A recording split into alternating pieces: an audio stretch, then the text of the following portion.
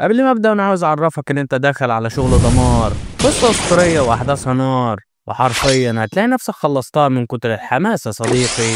فلو زهقت وبدأت تنهار وعاوز حاجة تحل بيها النهار، انا جبت لك الحل اللي هيروق على كله. فجهز الفشار وصلي على نبي المختار، ويلا بينا نبدأ حكايتنا. بتبدأ حكايتنا مع لين اللي بيلاقي نفسه مربوط، والوحوش اللي حواليه دي كلها عاوزة تموته، وده بعد ما حاول ان هو يقتحم الارض المقدسة بتاعتهم، لان ساعتها بيكون هيتجنن من الوضع. فبعد ما الدنيا اخيرا بدأت ان هي تظبط معاه، لقى نفسه هيموت بالشكل البائس ده. فمن 5 ساعات هو كان قاعد مع العم جو علشان يجهزوا نفسهم للشغل بتاعهم، وده لان هم العمال اللي بيجمعوا العناصر بعد ما بتتقفل الزنزانة، واللي بيسميهم الناس جامعين الخردة. المهم بيخرج الابطال من الزنزانة بتاعتهم، بعدها بيدخل لنا وفريقه علشان يجمعوا العناصر اللي وراهم. المهم بيبدأ الكل في التنقيب عن الحاجات اللي موجودة في الكهف اللي هم فيه، لحد ما بيلاقي لين العنصر ده، واللي لما بيفحصوه بيلاقوا ان سعره كبير جدا. فبينبسط لين من الانجاز ده، وبيقرر ان هو يكمل تنقيب علشان يجمع عناصر اكتر. بس بعد 3 ساعات ونص من البحث، تشانج مش بيقدر يلاقي اي حاجة. وبما ان فاضل نص ساعة على اغلاق الزنزانة، بيقرر ان هو يعمل جولة بحث اخيرة علشان يجمع الفلوس لعلاج اخته النهاردة. المهم بيكمل لين بحث في المكان لحد ما بيلاقي البئر ده. فبيقرر لين ان هو يتفحصه علشان يشوف ايه اللي موجود جواه. ولما بيوصل للقاع بيلاقي الخاتم ده، اللي لما بيشوفه لين بينبسط على الاخر. فاكيد العنصر ده قيم جدا وهيبيعه باسعار خرافية. فبيقرر ان هو يلبسه لحد ما يطلع لبره. بس فجأة الخاتم بيطلع طاقة عظيمة جدا وبيغرس في ايده، لان بينهار من كتر الالم ومش بيكون عارف يتصرف مع الوضع اللي هو فيه ازاي. لحد ما فجأة صوت النظام بتاع الخاتم بيتفعل، وبيعرفه ان تم قبوله كمختار السماء. لان طبعا بيستغرب من الوضع وبيكون عايز يشوف طريقة عشان يخرج، وده بيفعل احد المهارات اللي موجودة في الخاتم، واللي بتنقله على عالم تاني. وهناك بيترمي على محنة البرق علشان تموته. فبيحاول ان هو يهرب قبل ما يموت هنا، بس مع الاسف محنة البرق بتصيبه. الكل ساعتها بيفتكروا ان هو هيموت دلوقتي، بس فجأة بيقدر لين ان هو يقوم من اللي هو فيه. فبتبدأ هجمات البرق ان هي تضربه من كل ناحية، ومع ذلك لين مكمل علشان يبقى على قيد الحياة لحد ما بيوصل للأثر ده. فبيبدأ لين ان هو يسحبه بكل ما أوتيه من قوة لحد ما بيقدر ان هو يسحبه اخيرا. النظام ساعتها بيكون امتص كل البرق اللي ضرب لين، وده خلاه يحصل على جسد المختار، اقوى بنية جسدية في العالم. المهم بيروح لين علشان يمسك المطرقة اللي اخدها، فبيلاقي النظام بيهنيه ان هو حصل على 3 مستويات بحالهم، بس مش هيقدر يستخدم مطرقة الوحوش عشان مستواه لسه ضعيف جدا. جنرال الحرب اللي في المكان بيتضايق من الوضع، فمطرقة الوحوش محدش يقدر يمسكها غير سيد الوحوش اللي هيقود كل الوحوش اللي في القارة في المستقبل. فبيروح عند لين علشان يخلص عليه. وحوش الاورك ساعتها بتكون بتشجع القائد ان هو يقتل لين، فهم مش هيقبلوا ان ملك الوحوش يكون مجرد بشري من الاراضي المجاورة. فبيترعب لين من الوضع، وبيحاول يفهم الحمار ده انه مش عاوز ولا سلطة ولا بتاع، بس الراجل راسه الف سيف ان هو يخلص على لين، وعلى طول بيهجم عليه باقوى هجمة عنده. بس المفاجأة ان لين بيقدر يصدها. اللي حصل ده بيجنن جنرال الحرب اكتر، فلين قدر ان هو يصد الهجمة بتاعته بسبب المطرقة اللي معاه. فبيقرر ان هو يستخدم هجمة بعيدة عن المطرقة ويخلص عليه. فبيروح ماسك لين علشان يكسر بيه الارض ويموته. بس فجأة مهارة النظام بتشتغل، وبتعرف لين ان هو يقدر ينسخ اي مهارة من الشخص اللي قدامه لو لمس قلبه. فبيروح لين يستخدم المهارة على الجنرال، وعلى طول بيروح النظام عارض عليه كل المهارات بتاعته. فبيروح لين يختار اقوى مهارة علشان يعرف يتعامل معاه، وعلى طول بيستجمع كل قوته وبيهجم عليه بالمهارة بتاعته. الجنرال ساعتها بيترعب من قوة لين المرعبة، وبيتأكد ان هو هيموت دلوقتي. بس المفاجأة ان ما بيحصلوش حاجة بعد هجمة لين. النظام ساعتها بيقول لين ان مستواه قليل جدا، وده هيخليه ما يحصلش على اي ضرر باستخدام المطرقة المقدسة. وعلى طول بيروح الجنرال علشان يخلص عليه. بس فجأة بيجي ملك الوحوش وبينحني لين، بيقول له المطرقة دي محدش عرف يشيلها من قرون طويلة، وبما انك عرفت ان انت تشيلها فده معناه ان انت هتكون القائد المستقبلي للعشيرة بتاعتنا. الاورك ساعتها بيستغربوا من كلامه، فعلى الرغم ان النبوءة بتقول ان الشخص اللي هيشيل المطرقة هو هيكون السيد بتاعهم، بس لين ما يعتبرش وحش حتى. بس ملك الوحوش بيقول لهم ان النبوءة ما اشترطتش بعدش عن الفصيل اللي ممكن يكون القائد بتاعهم. بعدها بيروح عند لين علشان يفهمه الوضع، بيقول له انت دلوقتي بقيت القائد بتاعنا بس مستواك ضعيف جدا ومش هتقدر تستلم السلطة دي بالشكل ده، علشان كده انا هدي لك اختبار لمدة سنة، وخلال السنة دي لازم ترفع من قوتك بقدر الامكان علشان تكون القائد بتاعنا. بس لو فشلت في المهمة دي انا وكل جيش العشيرة بتاعتي هنجري وراك لحد ما نخلص عليك. لان في البداية بيكون هيرفض طلبه، بس ساعتها البت دي بتطلب منه ان هو يوافق على العرض، لان بيستغرب من كلامها وبيروح يشوف الاحصائيات بتاعتها، بيتفاجئ ان هي ملهاش اي اسم ولا نسب، بالاضافة ان مستواها في الليفل 72، وده بيفاجئ لين جدا. فازاي شخص زيها كان هيترمي في محنة البرق معاه؟ فبيقول للملك الوحوش ان هو هيوافق على طلبه، بس في المقابل لازم ياخد القطة الشرازي دي معاه علشان تساعده في رحلته.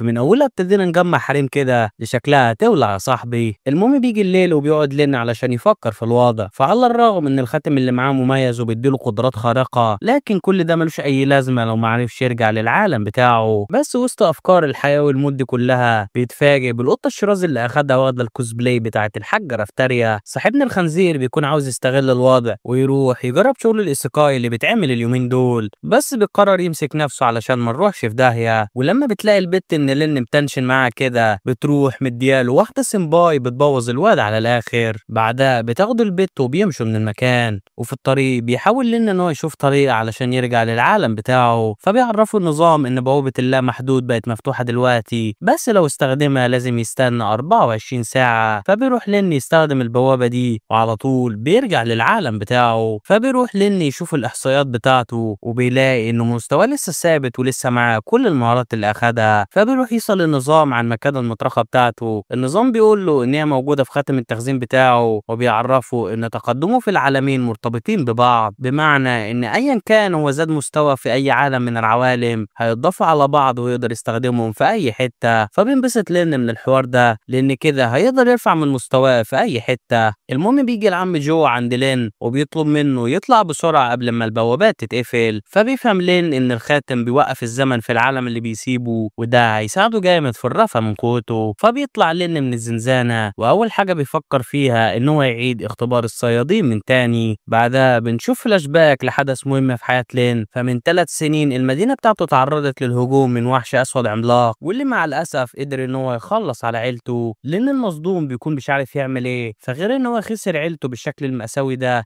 كمان اخته اصيبت بالعجز ومش عارف يتصرف معاها ازاي. فبيجي العم جو بيحاول ان هو يهديه علشان يخرجوا من الموقف ده، ولو فضلوا في المكان ده كلهم هيموتوا. بنرجع للحاضر وبنشوف لين قاعد مع اخته شياو اللي بتكون في المستشفى علشان تعالج اصاباتها. فمع الاسف الحادثه اللي حصلت من 3 سنين دمرت اعصاب رجلها وخلتها معاقه زي ما انت شايف كده. فبيروح لين يفحصها بالنظام بتاعه وبيلاقي ان الضرر بتاع اعصابها كبير جدا وفرصه شفائها هي 1% بس. فبيقرر لين ان هو يكون صياد ويستجمع كل المعلومات والفلوس اللي محتاجها علشان يقدر يخلي الشياو تقدر تمشي ويشوف ابتسامتها من تاني. بنروح بعدها لمركز اختبار الصيادين، وهناك بيكون الناس موجودين في المقر علشان يختبروا قدراتهم، بس اغلب الصيادين بيكون مستواهم سي وما ادنى. المهم بيدخل لنا الاختبار علشان يشوف مستواه الحالي دلوقتي، فبيقول له الدكتور ان هو مش محتاج يعمل كده، فطالما طلع ان هو ما كانش عنده قدرات خارقة في الاختبار الاول مستحيل يقدر ينمي اي مهارات في المستقبل. بس لان مش بيهتم بكلامه وبيروح علشان يشوف مستوى قوته وصل لحد فين. فبيروح لنا عند الجهاز وبيستخدم كل قوته علشان يختبر قدراته، واللي من قوتها بتهز المبنى بالكامل. ولما بتظهر النتيجة بيتفاجئ لأن إنه حصل على 5400 نقطة قتالية، لأن بيكون في قمة الانشكاح من الحوار ده، فبالقوة اللي معاه يقدر يكون صياد غصبا عن عين أي حد. بس ساعتها بيفتكر إن هو ما استخدمش مطرقة الوحوش اللي أخدها من العالم التاني، فبيقرر إن هو يستخدمها علشان يشوف أقصى قوة ممكن يحصل عليها. النظام بيقول له إنه مستواه ضعيف جدا علشان يقدر يستخدم المطرقة، وآخره خالص إن هو يستخدمها لمدة ثانية واحدة، لأن مش بيهتم بالحوار ده وبيروح يستخدم المطرقة علشان يشوف قوته الكاملة. فبيفعل لنا قوة المطرقة بتاعته واللي بتكون قوية جدا لدرجة ان هي بتقطع الكهرباء عن المدينة كلها. الراجل بيدخل عنده علشان يوقفه، بيقول له الله يخرب بيتك، قررت تهد المكان على دماغنا واحنا هنلاقيها منك ولا من الوحوش اللي بتنط على دماغنا كل شوية دي؟ المهم بيخرج لنا من الاختبار وهو بيكون مبسوط جدا لدرجة ان هو بيطلع اوجه ماسونية ما تعرفش ايه لازمتها الصراحة. وتاني يوم بيروح لنا على معسكر التدريب التدريب ده اللي بيكون مسؤول عنه صياد من المستوى التاسع واسمه كيا، لأن لما بيشوف إحصائياته بيحس بالإحباط. فعلى الرغم إن هو في المستوى التاسع لكن قوته القتالية 1200 نقطة. المهم بيقول كيا للموجودين إن هو هيدخلهم زنزانة بكرة، وده لأن هو شايف إن هم ضعفاء جدا فعاوز يخلص منهم في أسرع وقت. الكل ساعتها بيخافوا من الكلام ده لأن دي أول مرة يدخلوا في غارة صعبة زي دي، بس لأن ولا على باله الكلام ده فهو هيرجع العالم التاني علشان يقابل رافتاريا ويرفع من قوته. ومحدش يسألني هو وشه عامل كده ليه، علشان هعمل له بلوك وربنا. ولما بيرجع البيت بيشغل الخاتم علشان يروح للعالم الموازي، وهناك بيتفق مع رافتاريا تاخده على كهف علشان يرفعه من قوته. فبتقول له رافتاريا ان هم ممكن يروحوا لكهف العفاريت القريب منهم، فعلى الرغم ان الوحوش ده خطيرة لكن هم يقدروا يخلصوا عليهم بمنتهى السهولة. المهم بيروح الاتنين على مكان الكهف، وهناك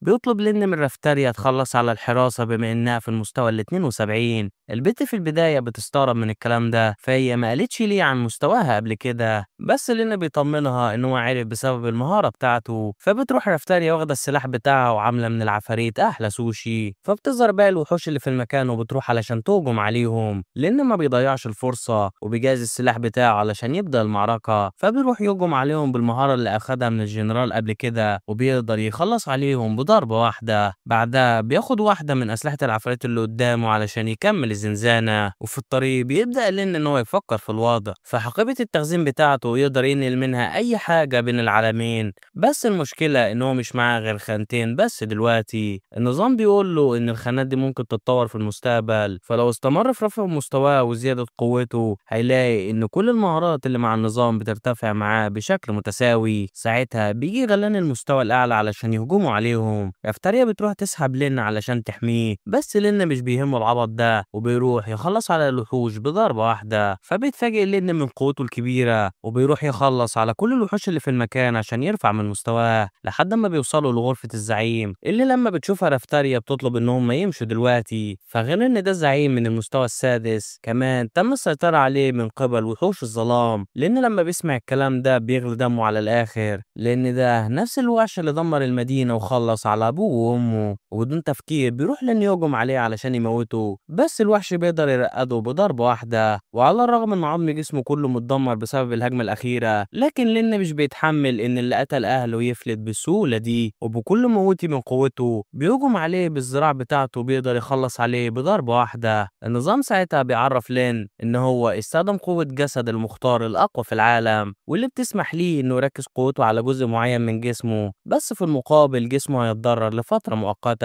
وبسبب الإجهاد الشديد بيغمى عليه من كتر التعب. فبتروح رافتاريا مطلعة العلاج اللي معاها واللي بيقدر إن هو يعالج كل الإصابات بتاعته بكل سهولة. بعدها بتطلب رافتاريا منه إن هو يروح يشوف صندوق الكنز بتاعه، فبنبسط لأن دي أول مرة يشوف كنز بالعظمة دي، وبيروح علشان يفتحه. فبيلاقي إنه حصل على معدات كاملة للجوبلين الشيطاني، وده بيخلي لين مستغرب من الوضع، فازاي يقدر يشيل كل المعدات دي كلها في الخانة الوحيدة اللي معاه. فبيقول له النظام إن هو يقدر يخزن المجموعة كلها على إنها عنصر واحد، ولما بيجرب بيتفاجئ إن الموضوع نجح فعلا. فبينبسط لين من الكلام ده، لأن كده هو يقدر ياخد مجموعات كتيرة للعالم الأصلي بتاعه ويبيعها بسعر خرافي. بتقطع ساعتها أفكاره رافتاريا وبتقول له إن هو لازم يجي معاه علشان تجيب له هدوم جديدة، فهو ما ينفعش يكمل ماشي في القرية وهو شبه طرزان كده. المهم بتروح البت عاملة له التيشيرت ده، واللي لما بيلبسه لين بينبسط على الآخر بيه، فهو أول مرة يلبس حاجة غير هدوم عن جامع القمامة. بعدها بيرجع لين للعالم بتاعه علشان يستريح، وده بعد ما ساب رافتاريا في فندق قريب موجود في القرية اللي عندهم. وتاني يوم بيصحى لنا علشان يجرب المعدات الجديدة اللي معاه، فبيلاقي إن المعدات دي إحصائياتها قوية وبتدي مهارات مميزة، بس المشكلة إن شكلها ملفت على الآخر. فبيخير النظام إذا كان عاوز يخفي المعدات بتاعته ولا لأ، وطبعا لأن بيوافق على الكلام ده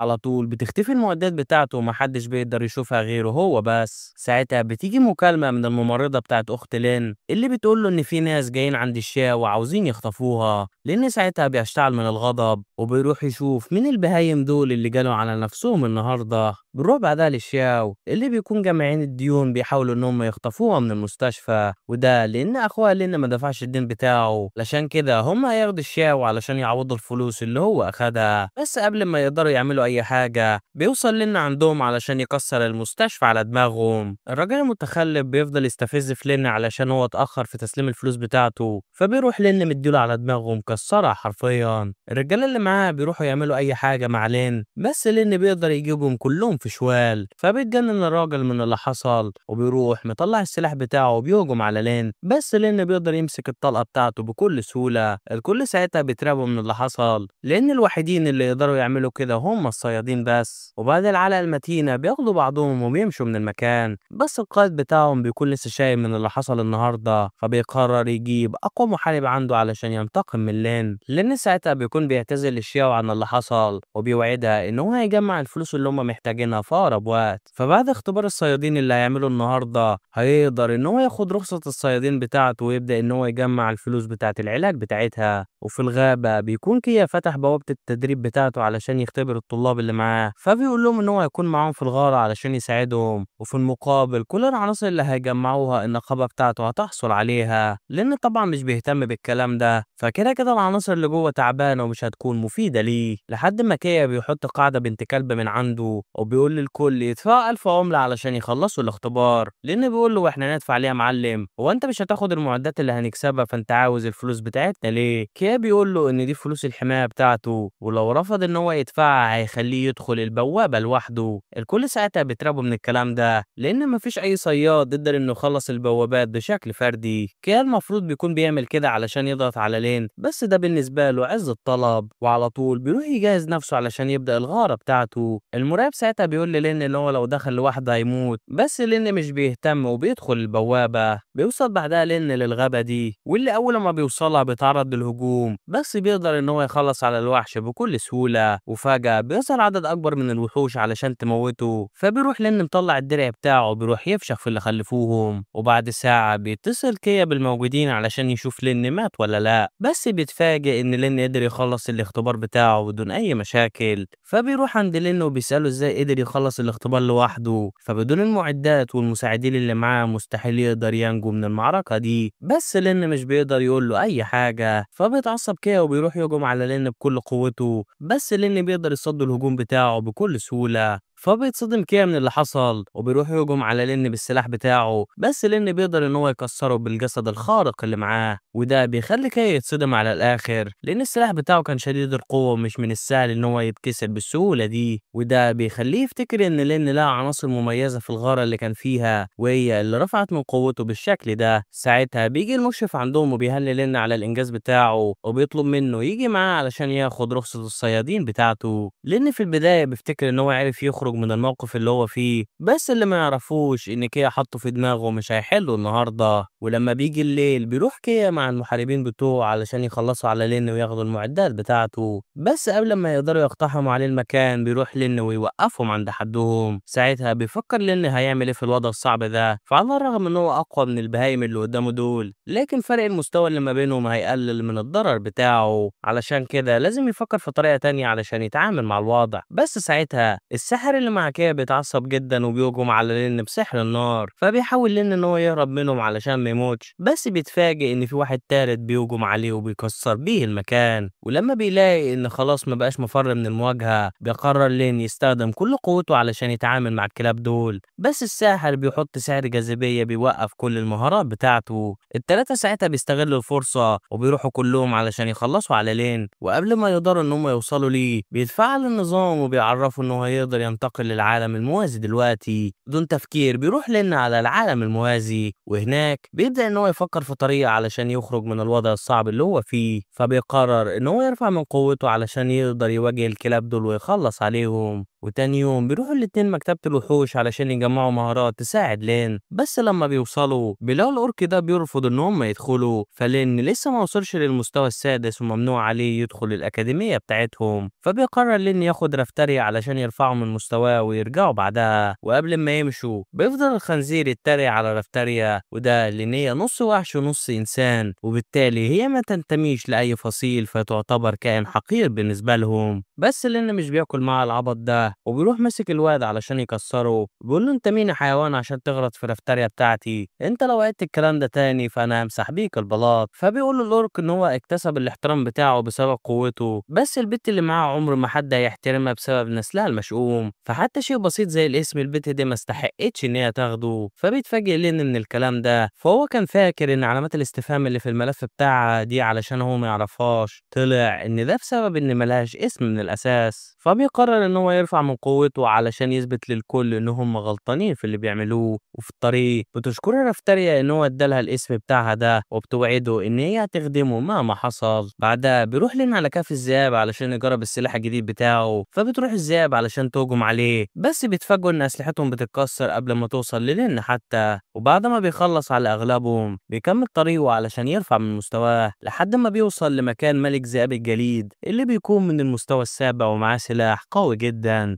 لان لما بيشوف السلاح بيحس ان هو سلاح مميز وبيكون عاوز انه يحصل عليه. فبيقول له النظام ان نسبة اسقاط السلاح هي 6% بس. بعدها بيروح مفعل نظام الاسترداد اللي بيسمح للين انه يحصل على عناصر خاصة مقابل عدد الوحوش اللي بيخلص عليهم. فبيكون قدامه لفافة بترفع من نسبة سقوط الاسلحة بنسبة 30%، وبيعرفوا النظام ان هو معاه 114 قتلى لحد دلوقتي. فبيتفاجئ لين من الكلام ده، لان كده هو ممكن يشتري 3 لفافات علشان يضمن سقوط السلاح اللي بيدور عليه. وبالفعل بيشتري اللفافات التلاتة وبيستعد للمعركة. الذئب ساعتها بيتحرك بسرعة البرق وبيهجم على لين، وده بيفاجئه على الآخر. فعلى الرغم ان هو أعلى منه في القوة القتالية، لكن الذئب أسرع منه بكتير. رفتاريا بتقول له ان الأسلحة النارية بتأثر على الوحوش دي فلازم يستخدمها، وعلى طول بيروح لين يولع في السلاح بتاعه علشان يرفع من الضرر اللي بيعمله على الذئب. وبمساعدة إرشادات رفتاريا بيقدر لين انه يخلص على الوحش أخيرا. فبياخد لين 3000 نقطة على هزيمة الوحش، ومعها السلاح المميز بتاعه واللي بيكون قوي جدا وقادر على تجميد الأعداء. فبيسأل لنا عن أقرب مكان علشان يجرب فيه السلاح الجديد بتاعه. رفتاريا بتقول له إن هم يقدروا يجربوا في الكهف اللي هم فيه عادي، فهي معاه لفافات خاصة علشان ترجع تفتح المغارة من تاني. فبيروح لين يستخدم اللفافات دي ويجلد في الزعيم اللي قدامه لحد ما الزعيم بيجيب آخره وبيديله السلاح بتاعه علشان يرحمه، بس لين الخنزير بيروح يموته برضه.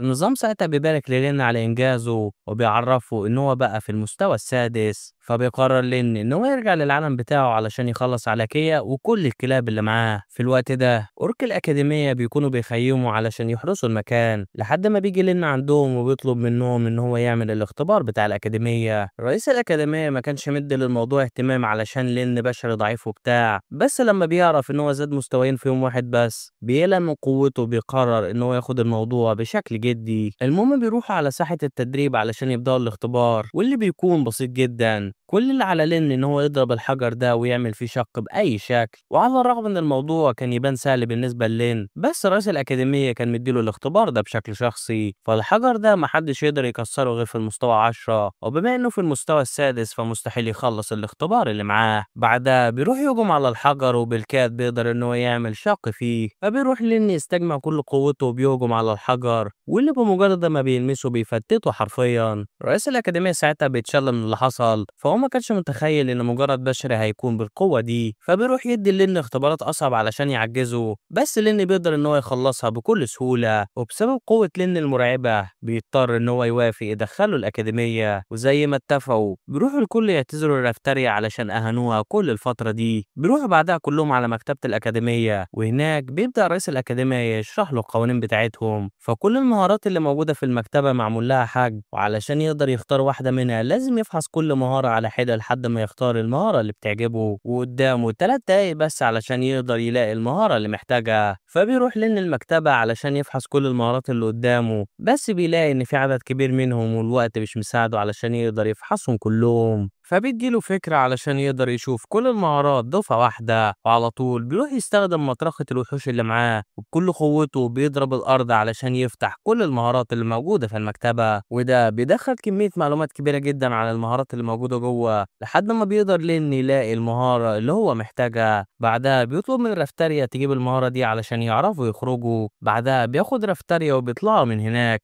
وبيطلع إن لين أخد مهارة بتسمح له يستدعي برق قوي جدا، واللي لما بيسيب الأعداء بتاعه بيشلهم وبيتسبب بضرر خرافي ليهم. رئيس الأكاديمية بيقول له إن المهارة دي أقوى مهارة في المكتبة، بس المشكلة إن تعلمها شديد الصعوبة، فكل اللي حاولوا يتعلموها ماتوا بسبب قوة البرق الأسطورية اللي محدش قدر يتحملها. والشخص الوحيد اللي قدر إن هو يستخدم المهارة دي هو ملك الوحوش اللي كان موجود من 1000 سنة. فبينبسط لنا من المهارة دي لأن هي هتساعده في المستقبل. وقبل ما يمشوا الكائن بيقول لرافتاريا إن هي لازم تخلي بالها من لين، فعلى الرغم إن هو ما يعرفش حقيقة اللي عملته، لكن من المؤكد إن هو هيموتها بعد ما يعرف الحقيقة. بس رافتاريا تتجاهله وبتكمل طريقها مع لين. بيروح بعدها الاتنين يستراحوا من الرحلة الطويلة دي، ووسط كلامهم بيسألها لين عن سبب كراهية الأورك ليها بالشكل ده، فبتروح رافتاريا تتوه في الكلام وبتسأله عن المهارة اللي أخدها. لين بيقول لها إن هو قدر يتعلم المهارة وتفاجئ من قوتها المرعبة، فبيقرر إن هو يرجع العالم بتاعه علشان يجيب كاو اللي معاه في شوال. المهم أول لما بيوصل لين للعالم بتاعه بيروح مطلع السيف وبيصعقهم علشان يجمدهم مكانهم.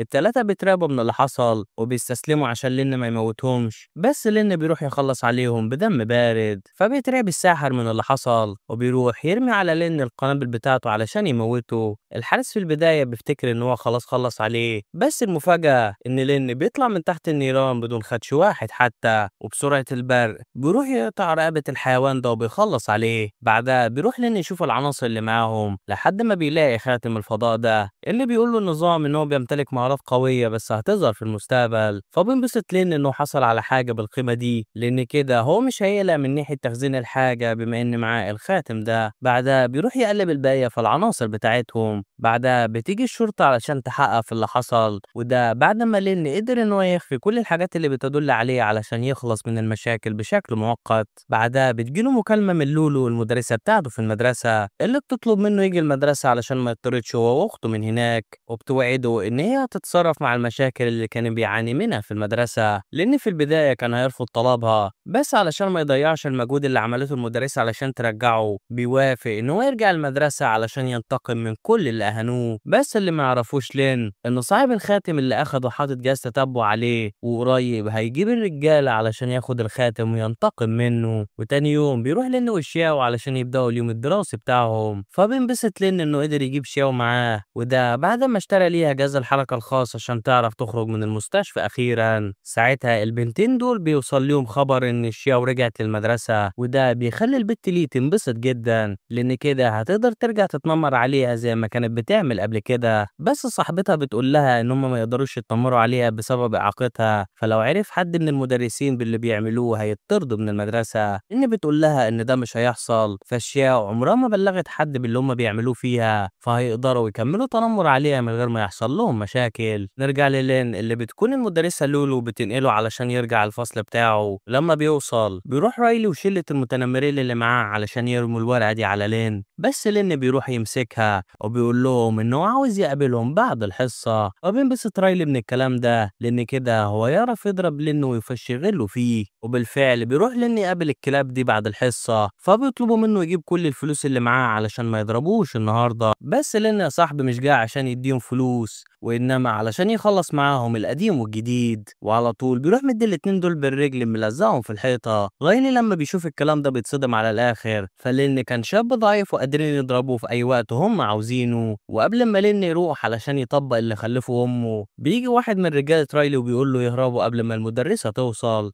وعلى طول بياخد رجالته وبيمشوا من المكان. لأن ساعتها بيعرف إن الكلب ده مش هيوقف عند حده وهيحاول إن هو يستدرجه في وقت قريب علشان ينتقم منه. في الوقت ده شيو بتكون قاعدة مع صاحبتها في الفصل عادي لحد ما بتيجي ليه وبتروح تضربها علشان تقعد مع شيو لوحدهم. فبتقول لها ليه إن هي عاوزة حق السنة اللي ما حضرتهاش لما كانت في المستشفى، وإلا هتاخد جهاز الحركة اللي معاها دلوقتي. شيو المسكينة بتقول لها إنها ما تقدرش تعمل كده، فغير إن هي ما معاش فلوس، جهاز الحركة ده هو الحاجة الوحيدة اللي مخليها تعرف تمشي دلوقتي. الكلام ده ما بيعجبش ليه، وبتقول لها ان هي هتستناها علشان تاخد منها الحاجة بعد المدرسة. شيو المسكينة بتترعب من الكلام ده وبتقرر تهرب من المدرسة قبل ما البت تقبض عليها وتاخد الجهاز اللي معاها. تشانج ساعتها بيكون خلص الفصل الدراسي بتاعه وبيستعد علشان يمشي، فبتنادي عليه المعلمة لولو علشان تطمن عليه، وبتسأله إذا كان العيال اللي كانوا موجودين قبل كده لسه بتنمروا عليه ولا لأ، بس لأن بيطمنها إن كل حاجة تحت السيطرة. وبعد ما بتمشي بيجي واحد من رجالة رايلي عند لين وبيطلب منه يجي معاه علشان عاوزه في حاجة مهمة جدا، فبيروح لين معاه علشان يشوف الكلام على إيه. وزي ما توقعت يا صديقي العيال بيغدروا بلين، بس المفاجأة إن هو بيقدر يصد الهجمات بتاعتهم، فبيروح رايلي علشان يهجم عليه، بس بيتشل في مكانه لما بيشوف الهالة بتاعت لين، وعلى طول بيدوله لين بالكفة علشان يفوقه. بعدها بياخد بعضه علشان يلحق شياو. شياو ساعتها بتكون بتحاول تهرب قبل ما البنات يعرفوا يوصلوا ليها، لحد ما بتوصل للسلالم دي واللي بتكون عقبة كبيرة ليها بسبب الإعاقة بتاعتها. المهم بتروح علشان تنزل السلالم، بس فجأة بيجي حد من وراها بيوقعها من على السلم. بتيجي ساعتها ليه وصاحبتها عند الشياو علشان ياخدوا الجهاز اللي معاها، بس الشياو بتقول لهم إن هي مش هتسيب الجهاز مهما حصل، فبتتعصب ليه من الكلام ده وبتقول لها إن هي هتكسر عظمها دلوقتي. نرجع للين اللي بيكون مستني الشياو علشان ياخدها، بس بيلاقي إن عدى وقت طويل وهي لسه ما طلعتش لحد دلوقتي. صاحبة شياو ساعتها بتيجي عنده وبتطلب منه يروح الباب الخلفي علشان يطمن عليها، فبيفهم لين ساعتها إن شياو في خطر وبيروح علشان يدور عليها. ولما بيوصل لها بيتفاجئ إن هي مرمية على الأرض والجروح والدماء مالية وشها. شياو ساعتها بتعتذر عن اللي حصل وبتقول لين إن هي وقعت من على السلم فعلشان كده اتصابت الإصابات دي كلها، بس لين بيكون عارف إن الإصابات دي ناتجة عن الضرب والإهانة بشكل متكرر، فبيروح لين يهون عليها اللي حصل وبيطمنها إن اللي حصل ده مش هيتكرر تاني. بعدها بياخدها وبيمشوا من المدرسة، وفي الطريق بيفتكروا الاتنين اليوم المشؤوم اللي ظهر فيه الشيطان العملاق. ففي اليوم ده لين كان شال شياو زي كده بالظبط، فبتعتذر ليه شياو علشان هي بقت عائق في حياته، بس لين بيقول لها إن هي أخته وهيعمل اللي يقدر عليه علشان يساعدها. بعدها بيطلب منها تستناه في المكان ده، فهو عنده حاجة مهمة لازم يعملها في المدرسة، حاجة جه الميعاد إن هي تتصفى بشكل كامل. في الوقت ده ليه بتكون قاعدة مع صاحبها بيلي في المدرسة، وده علشان تطلب منه يساعدها في إن هم ياخدوا الجهاز اللي موجود مع الشياو. فبيوافق الخنزير على طلبها بشرط إن هم يقسموا الفلوس مع بعض علشان يعرفوا يسهروا. ساعتها بيوصل لين عندهم علشان يخلص معاهم القديم والجديد. ليه لما بتلاقي إن لين جاي بنفسه علشان ياخد حق الشياو بتقول لبيلي يروح يضرب لين علشان تعرف تذل الشياو بعد كده، لأن بيقول لهم في الطبيعي ما كنتش عامل لكم حاجة لأن انتوا ما تستاهلوش وقتي، بس لما تيجي عند أختي فانتوا مالكمش حاجة عندي غير الموت. وعلى طول بيروح مكسر لبيلي صوابعه وبيقفل الباب علشان يبدأ المدعكة. صاحبة ليه ساعتها بتروح تهدد لين وبتقول له إن هو لو ما بطلش اللي بيعمله هيقوله للمدرسة وهيتم طرده، فبيروح لين مديلها واحدة بيكسر بيها المكان. الاتنين التانيين بيترعبوا من اللي حصل لأن كده مش حاطط اعتبار لأي حد، فلو مسك حد فيهم مش هيعتقوا خالص. وعلى طول بيروح لين ماسك ليه من رقبتها علشان يكلمها، بيقول لها ركزي في الكلام بتاعي علشان هقوله مرة واحدة، شو من النهارده ما ينفعش ان انت تقربي ليها، ولو سمعت ان انت عملت اي مشاكل معاها رقبتك دي مش هتفضل في راسك. ولما بيخلص حسابه معاها بيروح عند الكلب بيلي علشان يكسر عظمه، فبيقول له بيلي ان هو ما يقدرش يلمسه، فهو مدين لابوه بفلوس كتيرة جدا ولو عمل فيه اي حاجة هيدمر حياته. لان بيقول له يعز الطلب انا كنت ناوي ان انا اخلص الشغل بتاعي وبعد كده اتعامل مع ابوك، بس من حظك الهباب ان انت وقفت في طريقي. وعلى طول بيروح لين يهجم عليه بالبرق بتاعه يفحمه حرفيا. بعدها بيرجع للشياو علشان ياخدها للبيت، وفي الطريق بيفكر لين ان اللي حصل النهارده مش هيعدي بالساهل، واكيد ابو بيلي هيحاول ان هو يدور عليه علشان ينتقم منه. علشان كده لازم يرجع العالم الموازي بحيث يرفع من قوته ويقدر يحمي أخته في المستقبل. وفي العالم الموازي بيوصل لين ورافتاريا للعاصمة، وده علشان ينضموا لنقابة الصيادين بحيث يحصلوا على المعدات والمهارات اللي بيدوروا عليها. فبيتحمس لين من الحوار ده وبيروح علشان يشوف قوة الصيادين الموجودين في العالم اللي هو فيه. فبيتمشى لين في المدينة وبيكون مبسوط بالحاجات الغريبة اللي موجودة هناك، لحد ما بيوصل هو ورافتاريا لنقابة الصيادين اللي موجودة في المدينة. وهناك بتقابلهم الوحشة دي اللي بتطلب منه يملى الابليكيشن ده علشان تديله شارة الصياد، وبيطلع ان في 4 مستويات بين الصيادين، فكل ما كنت أقوى ومستواك أعلى قدرت تحصل على مهام أصعب ولكن بتدي مكافآت خرافية. المهم بيروح لين يمسك الشارة بتاعته علشان يشوفها وبيتفاجئ إن المستوى بتاعه طلع فوق دماغه. رافتاريا بتقول له إن اللي حصل ده طبيعي، فالشارة بتاعت الصياد بتظهر كل المعلومات للكل علشان يعرفوا يتعرفوا عليه، بس هو يقدر إن هو يوقفها باستخدام مهاراته العقلية. فبيروح لين خافي المستوى بتاعه علشان محدش يعرف إن هو مبتدئ. ساعتها بيجي مجموعة الأورك دول للمكان وبيطلبوا من السكرتيرة إن هي تديلهم مهمة علشان عاوزين يترقوا للمستوى اللي بعده. السكرتيرة بتقول لهم إن مفيش غير مهمة واحدة دلوقتي، واللي علشان تقبلها لازم تكون في المستوى 15 على الأقل. الكل ساعتها بيتفاجئوا من الكلام ده وبيسألوها عن نوع المهمة علشان تحتاج المقاومات الصعبة دي. فبتقول لهم السكرتيرة إن في وحوش شيطانية احتلت أحد المزارع القريبة، وآخر صيادين راحوا علشان يحلوا المشكلة رجعوا بإصابات خطيرة جدا.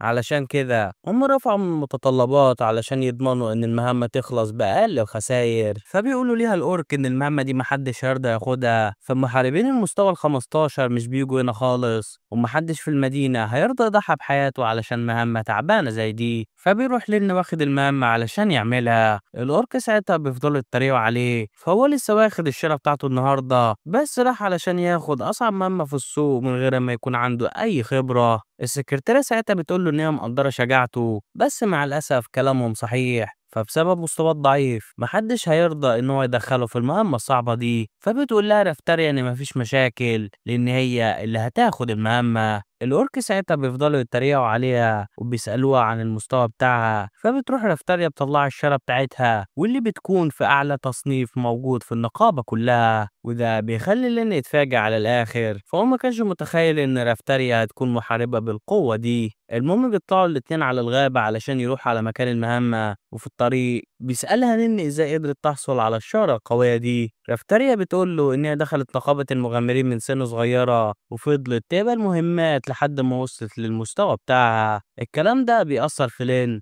لأنه بيعرف إن رافتاريا عانت جامد في حياتها علشان توصل للوضع اللي هي فيه. المهم بيوصلوا الاتنين لمكان المهمة واللي بيكون فيها وحوش شيطانية من المستوى العاشر في كل حتة. رافتاريا بتقول للين إن ده سلايم شيطاني واللي بيملك قدرة كبيرة جدا على علاج نفسه، لكن يقدروا يتعاملوا معاه باستخدام سحر البرق القوي. فبينبسط لين من الكلام ده لأن مهارة البرق اللي معاه هتساعدهم إنهم يتعاملوا مع الوحوش دي في أسرع وقت. بس ساعتها رافتاريا بتمنعه إن هو يدخل المهمة دي، بتقول الوحوش اللي موجودين جوه أقل واحد فيهم في المستوى العاشر، وفوق كل ده هم وحوش شيطانية، فلو دخل محارب زيك في المستوى السادس قدام الوحوش دي هيموت بشكل بائس. عشان كده الأوركا جابوا ورا لما عرفوا إن الوحوش الشيطانية من المستوى العاشر، وده لأن هم مقدرين مدى صعوبة وخطورة المهمة الكبيرة دي. فبيقول لها لين إن هو عنده سؤالين عاوز يعرف إجابتهم علشان يكملوا الرحلة بتاعتهم. أول سؤال وهو عن الاختبار بتاع ملك الوحوش، فكل اللي يعرفه إن هو لازم ينجح في الاختبار ده خلال سنة، بس محدش فاهمه ايه المستوى او القوة اللي لازم يوصل ليها علشان ينجح في الاختبار. فبتقول له رافتاريا ان ما كانش في داعي ان حد يقول له، لان بكل بساطة ان هو يقدر يعمل المهمة دي كانت حاجة مستحيلة. ففي الاساس اقصى مستوى للمحاربين في العالم ده هو المستوى 100، وملك الوحوش نفسه ما قدرش يوصل غير للمستوى ال 92، وده بسبب ان هو بيملك تصنيف ملك العرق بتاعه. بس على عكسه الناس العادية بيكون ليهم حد اقصى رفع المستوى، وده معناه ان انت لو وصلت للحد ده ما تقدرش ترفع من مستواك بغض النظر عن التدريب او القوة اللي بتستخدمها. بدليل ان رافتاريا فضلت تتدرب لمدة 20 سنة وبالعافية قدرت ان هي ترفع مستواها لل 72، وبما ان المهلة بتاعته كانت سنة واحدة بس فنظريا هو المفروض يوصل على الاقل للمستوى ال50 علشان يقدر ينجح في الاختبار، وبالاحصائيات العادية مستحيل ان هو يقدر يعمل كل ده في سنة واحدة بس. فبيقول لها لين ان ممكن يكون معاها حق، بس ده لو كانت بتتكلم مع شخص عادي مش معاه الراجل اللي قدر ان هو يرفع مطرقة ملك الوحوش ويتحدى القدر بتاعه. عشان كده هو هيكافح بكل ما عنده علشان يقدر يوصل للمستوى ال50 وينجح في الاختبار بتاعه. فبتتأثر رافتاريا بكلامه وبتوعده ان هي هتعمل اللي تقدر عليه علشان تساعده يحقق هدفه. بعدها بيسأل رافتاريا هو محتاج يوصل للمستوى الكام علشان يقدر يحارب واحد من المستوى العاشر هو ورجالته. رافتاريا بتقول له إن الموضوع ده بيعتمد على المهارات بتاعة الخصم بتاعته، بس لو وصل للمستوى ال 12 قوته هتكون كافية جدا. فبيحط لأنه قدامه هدف إن هو يوصل للمستوى ال 12 خلال أسبوع واحد بس. بعدها بيروح لنا علشان يواجه الوحوش اللي قدامه، وبيلاقي إن هو ممكن يخلص عليهم لو دمر الكريستالات اللي موجودة في جسمهم. فبيندفع لنا على واحد من الوحوش اللي قدامه بيقسمه نصين، بس بيتفاجئ إن هو ما قدرش يدمر الكريستالة اللي في جسمه، وعلى طول بيروح الوحش علشان يموته. بس لأن بيقدر يصد الهجمة وبكل قوته بيروح يقطع جسمه حرفيا لحد ما بيوصل لمكان الكريستالة. فبيستجمع لأنه كل قوته بيروح مفتت الكريستالة مخلص على الوحش. فبيروح لأنه يكرر الموضوع ده مع بقية الوحوش لحد ما بيقدر يخلص عليهم كلهم. فبتهنيه رافتاريا على الإنجاز العظيم ده، وبتديله جرعة البرق دي علشان تساعده في التعامل مع الوحوش اللي قدامه. فبنبسط لنا من الجرعات دي، وبيسأل رافتاريا هما ليه ما جابوش كتير منها. فبتصدمه رافتاريا بالحقيقة، بتقول له مع الأسف الموضوع مش بالبساطة دي، فالتعويذات دي الشمان بس هما اللي يقدروا يعملوها، وده بيخلي سعرها غالي جدا. بس المهمة بتاعتهم دي كانت تستحق. فعلى الرغم ان الجرعات دي خلتهم على الحديدة، لكن المكافأة بتاعت المهمة هتغطي تمن الحاجات دي وزيادة. فبيشكرها لينا على مساعدتها الكبيرة دي. فلو ما كانتش اهتمت بمواضيع الفلوس والمشاكل بتاعت العالم دي، كان هيلاقي نفسه بكوخ تراب ونايم تحت أي كوبري. المهم بيقول لها لين يكملوا طريقهم علشان يخلصوا على الزعيم، بس فجأة بيجي صاحب الأرض عندهم، واللي بيكون جايب فريق خاص علشان يخلصوا على الزعيم. فريق الوحوش ساعتها بيطلب من لين ورافتاريا ان هم يمشوا. فهم عرفوا ان الزعيم اللي موجود في المنطقة جواه حجر مجال، وبما ان صاحب الارض جابهم هنا فالحجر ملكهم. رافتاريا ساعتها بتتصدم من الكلام ده لان حجر المجال شديد الندرة، فبتقرر ان هي تمسك في المهمة دي بايديها واسنانها علشان تاخد الحجر ده، لان بيبقى قاعد زي المغفل ومش بيبقى فاهم حاجة. وبيسأل رافتاريا هما بيتكلموا عن ايه. رافتاريا بتقول له إن حجر المجال ده هي بوابة خاصة، واللي بعد ما يتم تطهيرها من الطاقة الشيطانية اللي جواها يقدروا يدخلوا لعالم خاص يقاتلوا فيه الوحوش، واللي بتدي 10 أضعاف الخبرة العادية اللي ممكن ياخدوها من الوحوش اللي موجودة عندهم. ومعاها معدات خرافية مش بتظهر غير هناك وبس. شانجي لما بيسمع الكلام ده بيتفاجئ جدا، وبيقرر ان هو يحصل على الجوهرة دي علشان يرفع من مستواه. المهم صاحب المزرعة بيقول لهم ان هو مش مهتم بكل العبط اللي بيعملوه ده، وبيتفق معاهم ان اللي هيخلص على الوحش هو اللي هياخد الجوهرة والمكافأة لوحده. فبيقول فريق الوحوش ان هم اولى بالبداية، وده لان صاحب الارض نفسه هو اللي جابهم معاه، فهم اللي الافضل ان هم يبدأوا في القتال مع الوحش. فبيقول لهم لين ان هو هيمثل الفريق بتاعه وهيخش يواجه الوحش لوحده، ولو مات فيقدروا ان هم يكملوا عادي ويعتبروا ان كلبه راح. بس لو قدر ان هو يخلص على الوحش فالمكافأة هتكون ليه وللفريق بتاعه. الكل ساعتها بيفضلوا يضحكوا على لين وعلى الكلام العبيط اللي بيقوله. فازاي محارب من المستوى السادس هيقدر يتغلب على وحش بالقوة دي بدون اي دعم يذكر معاه؟ رافتاريا ساعتها بتتفق مع كلامهم، بتقول له انا عارفة ان انت قوي كل حاجة يا لين، بس فرق المستويات مش شيء نقدر ان نتغلب عليه بالقوة الجسدية وبس. فالوحش اللي انت هتواجهه على الاقل في المستوى ال 12 ومع الطاقة الشيطانية اللي جواه اكيد هيكون خصم قوي جدا. فبيقول لها لين ان مفيش داعي للقلق، فهو مجهز خطة علشان يتعامل مع الوحش ده ولازم تثق فيه. وبسبب كلامه بتضطر رافتاريا ان هي توافق على طلبه. بيروح بعدها لين على مكان الزعيم علشان يجيبه في شوال، ولما بيوصل بيلاقي ان هو وحش في المستوى ال 14، واللي بيكون ضخم جدا وشكله مختلف عن كل الوحوش اللي قابلها لحد دلوقتي. الفريق التاني لما بيشوف الوحش اللي رايح يواجهه لين بيتأكدوا ان هو هيموت لا محالة، لان طبعا بيكون مدرك للوضع اللي هو فيه. فالوحش ده مش زي الوحوش اللي قتلها قبل كده، واكيد الوسائل العادية اللي كان بيستخدمها مع الوحوش مش هتفرق معاه. عشان كده بيقرر يستخدم الورقة الرابحة بتاعته علشان يخلص على الوحش ده بشكل كامل. وعلى طول بيروح لين نطلع مطرقة سيد الوحوش علشان يستخدم البرق بتاعه في القضاء على الوحش، من غير ما يدرك ان الحركة اللي عملها دي شديدة الخطورة. فلو غلط غلطة واحدة بس ده هيكلفه حياته هو وكل اللي معاه. وبس دي نهاية حكاية لين، أو على الأقل دي الحلقات اللي نزلت منها لحد دلوقتي. فلو عجبك الفيديو حط لايك واشترك في القناة، عاوزين نوصل ل50,000 قبل نهاية السنة. وما تنساش تقول لي رأيك في الحكاية علشان لو عجبتكم نستمر إن شاء الله، وأشوفكم على خير بإذن الله.